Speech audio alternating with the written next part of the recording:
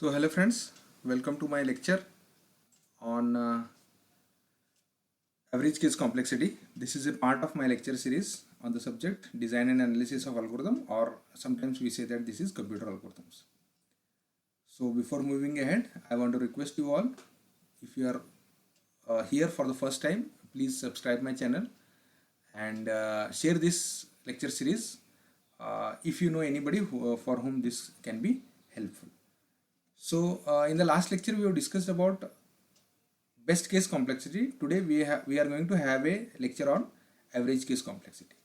So let us move ahead. So let us first of all define have the definition of average case complexity, and before discussing about the definition of the average case complexity, what I would like to do is I would like to discuss about the definition of the previous two definitions. The previous two definitions, whatever we have discussed, I want to discuss them first.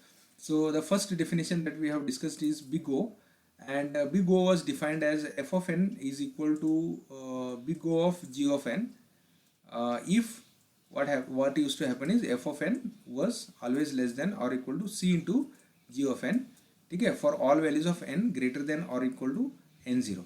So c is a positive constant, n0 is also a positive constant. So what used to happen here is this is f of n, so it is moving in some way, and this f of n always remains less than or equal to c into g of n. This remains less than or equal to c into g of n for all values ahead of this point, and this is n0. Similarly, we had a discussion of omega, the best case. So we can say that f of n is equal to omega of g of n if and only if f of n is greater than or equal to c into g of n, okay, for all values of n greater than or equal to n0. Now let us consider the same f of n. Let us forget about this one, this part, c into g of n. Let us do it for the best case. So in the best case, what happens is what we do is now my another function is there, c into g of n, and this is c into g of n. Now the black colored function is for the best case, and red colored c into g of n is for the worst case. So whenever I am discussing about best case, there is no worst case graph, okay. So here what is happening is this c into g of n is always, you can say, less than f of n, or in other ways f of n is always greater than c into g of n in case of the best case complexity. In the third case, let us try to understand this one by using the previous two definitions. So what does it says is the function f of n is equal to theta of g of n. Now theta is a representation for the average case complexity if and only if there are three positive constants. Previously there used to have two positive constants in the first two cases. Now there are three positive constants. What are the three positive constants? One is c1, another is c2, and n0 as it is, okay, such that c1 into g of n, the first function, is less than or equal to f of n, and f of n is less than or equal to c2 into g of n. So now if I'll try to modify this same this one, so if I make this black colored c as c1, and if I make this red colored c as c2, let us say this is c2. Now what I am trying to show here is this f of n is going to remain between these two functions. So the variation of this f of n is going to remain in between these two functions. So this is called as on an average, how much this f of n is going to perform. So on an average it is going to, the lower bound is this, that is c1 into g of n, and upper bound is c2 into g of n, and this is called as the average case complexity, okay. Let us try to discuss this by using an example so that we will understand it more properly. So let us consider the same example of 3n plus 2. So the given f of n is equal to 3n plus 2, and now I want to identify what I want to identify is I want to identify g of n, I want to identify c1 and c2. Now previously we used to have only c. Now there are two positive constants, and the cutoff point from where the condition satisfies, means the cutoff point where c1 into g of n is less than or equal to f of n is less than or equal to c2 into g of n. So for this, let us try to construct a table. So now as we have done in the best case as well as in the worst case, that whatever the function is given, in that whatever is the highest growing function, now highest growing value is 3 into n, because this is going to be remain constant. So this is a linear function. So g of n can be directly chosen as n, as per the previous discussions. In the previous lecture we have discussed. And now I have to choose c1 and c2. Now I want to choose a function function multiplier such that that will be less than this one, that will be my c1, and a multiplier which will be greater than this one will be a c2. And here I am going to apply the rules of small o, the rules of omega for selecting c1, and the rules of big O for selecting c2. So in case of big O, we have considered a value which is 1 greater than its coefficient, and here in case of c1 we have considered the value is equal to its coefficient or 1 less than its coefficient, depending on what are the operations that we are doing here. So now here c1 is equal to 3, g of n is equal to n, so it will be 3 into n. F of n will be as it is 3n plus 2, and c2 into g of n will be 4 into n. Okay, so c2 is considered as 4. So this will be 3 into n. So 3 into 1 is 3, then 6, then 9, then 12, then 15, then 18, 21, 24, 27 and 30. Then 3n plus 2. So this will be 5, 8, 11, 14, 17, 20, 23, 26, 29 and 32. So this is 3n plus 2. So 2 added to this. What I have done is I added 2 to this. Okay. Then 4 into n. So 4 into 1 is 4, 4 into 2 is 8, 4 into 3 is 12, 4 into 4 is 16, 20, 24, 28, 32, 36 and 40. And now what I want to ensure is, I want to ensure this. All the values from where this is satisfied, that is by n0. So you can see here now, we can check here. We can so f of c1 into g of n is less than or equal to f of n is less than or equal to c2 into g of n. It does not satisfy, okay, because 3 is less than equal to 5, but 5 is not less than equal to 4. So here it does not satisfy. Here c1 into g of n is 6, function is 8, and this it says. So this satisfies here now. This satisfies here. So n0 here is 2, c2 is 4, c1 is, we have to choose c1 is equal to 3 and g of n is equal to n. So yes, I can say that f of n is equal to theta of n. And what happens here is, so there are three functions. Let us say this is f of n. So this is f of n for n is equal to 1. This is, let us say, n is equal to 2. The c1 into g of n. The c1 into g of n, what is happening with c1 into g of n is, this c1 into g of n, it always remains now. So if it is, so here it is 5, so it remains 3. Here it is 8 for 2, it remains 6 here. So c1 into g of n is always less than f of n. Okay, this is c1 into g of n. Whereas the c2 into g of n, if you check the value of c2 into g of n, so in case of c2 into g of n, I'll change the color. Initially it is lesser than f of n, but later on at 1, after 1, sorry, at 1 it is less than this one, but after at 2 it is equal to that one, and then after that it became greater than, so it is c2 into g of n. This is the graph. So at 2 it satisfied, you can see here. So at 2 what is happened is, this is the line now, I am using this line. Okay, so that is satisfied. So I can say that f of n is equal to theta of n.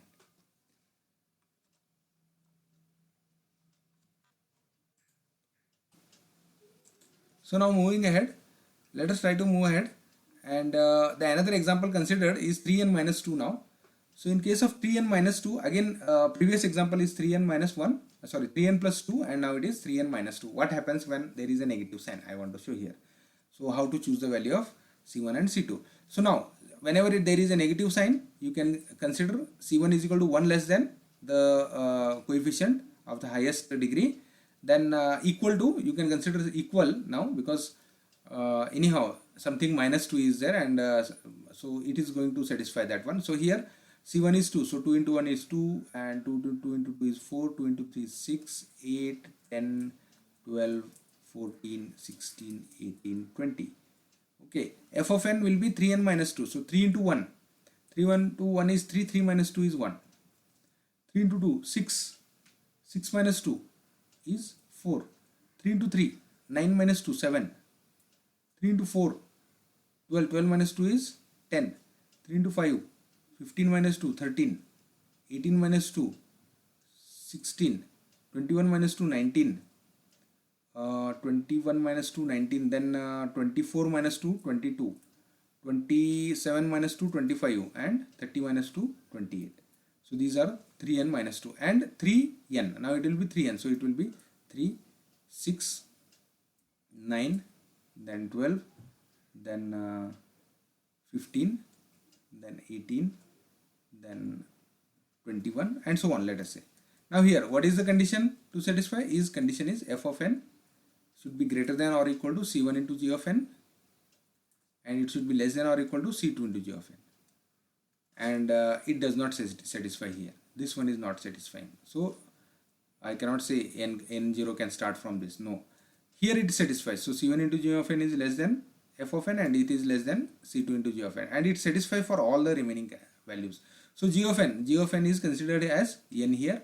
c1 is 2, c2 is 3, n0 is 2, and f of n is equal to theta of n. Even though this function and the previous function, there is a difference, but the actual gn value will remain same. Okay, moving ahead, let us consider another example of 3n plus 3. Again, the same thing is to be done. So previously whatever we have done in 3n plus 2, the same is going to happen here. Let us try to see what happens here, what is happening here. So 3, now here 3 into, this is 3 into n. Okay, g of n will be n now, 3 into n. So this will be 3, 6, 9, 12, 15, 18, 21, 24, 27, 30. Then it is f of n. So it will be 6, then 9, 12, 15. So 3n plus 3. So 3 into 5. Now for this 3 into 5, 15. 15 plus 3 is going to be 18 here. Then 21, and it will continue. Okay. Then 4 into n. 4 into n is 8. Sorry. 4 into n is 4, 8, 12, 16, 20, 24, 28, 32, 36, and all. Now here g of n chosen is n. C1 is 3. C2 is 4. C2 is 4. n0 at 1. 3 is less than 6, yes, but 6 is not less than 4. So this does not satisfy. At 2, 6 is less than 9, but 9 is not less than 8. This does not satisfy here. 9 is less than 12, and 12 is less than or equal to 12. So this satisfies here. So n0 now is 3. Okay, and again I can say that f of n is equal to theta of n. Again, you can observe that this function, previous function, and last to last function, all of them were different. So previous function was 3n minus 2. The first function was 3n plus 2. All of them, for all of them, the f of n is equal to theta of n. So that's the magic of asymptotic notations. So let us move ahead, and let us try to consider some more examples. So let us consider an quadratic equation. So this is the quadratic equation. Now previous example, in last 3 examples, we have considered all of them as a linear equation, and now it is a quadratic equation where highest power is square. Okay, now as the value of n is going to increase, what is going to happen is the effect of this value 4n plus 4 is going to be minimized in this. So that is the reason that what we do is we consider the g of n as a highest powered, you can say highest exponential value or highest powered value. So now here the function which is going at the highest speed is n square. So g of n will be n square. Then we have to consider the value of c1. C1 will be chosen such that this c1 into n square should remain always less than 10 into n square plus 4n plus 4. So I will choose c1 is equal to 10 because 10 into n square. So 10 into n square will be always less than 10 n square plus something. Okay, and then I want to choose something which is going to grow faster than this, and I am choosing 11 for that. So C2 is equal to chosen 11. So I have calculated the value here. So this is C1 into C1 is 10 and g of n is n square. So it is 10 into n square. Here it is 11 into n square. So here g of n is equal to n square. So it is 11 into n square. Okay, the function here is n square, remember. So what you can see is, again I have to check whether c1 into g of n is less than or equal to f of n is less than or equal to c2 into g of n. Let us see, is less than or equal to c2 into g of n. At that time this is satisfying, but this is not satisfying. That is, f of n is less than or equal to c2 into g of n. 18 is not less than 11. And that happens for all these four values. Up to the red colored values it happens. So 180 is not less than or equal to 176. But after 5, if you can see here, after 5 all the values are satisfied. That is, c1 into g of n is less than or equal to f of n, and that is less than or equal to g of n. So what I can say is n0 is 5 here. n0 is 5 here. And g of n is n square. So in this way the function will go on increasing, and the values for which it is not satisfying, you can say that for value 1, 2, 3, 4 it is not satisfying, so that will not be there. So if you will try to draw a graph here for this one, let us say, so the graph will be something like this. So this is f of n, and that g of n is always remaining less than f of n. So here the g of c1 into g of n will be always less than f of n. So this is c1 into g of n, and c2 into g of n, for first 4 values it is less than f of n, but from 4th value it is becoming greater than that one, and this where it is getting, this is called as n0.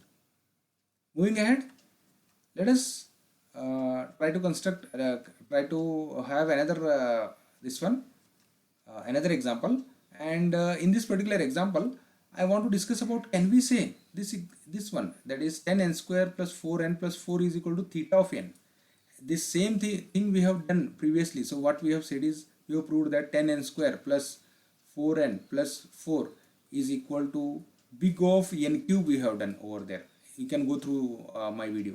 Then in the second example, in the best case, what we have did is 10n square plus 4n plus 4. Can we say it is omega of n?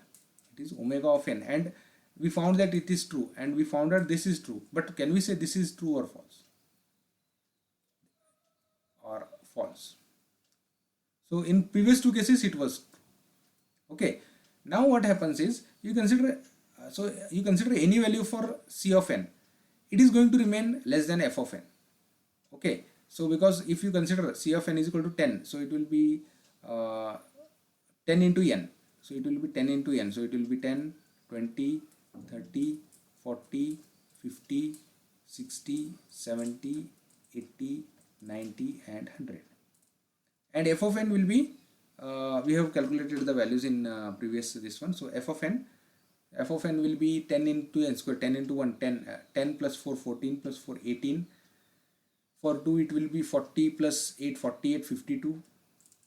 For 3 it will be 90, 90 plus 12, 102 plus 4, 106, and it will continue.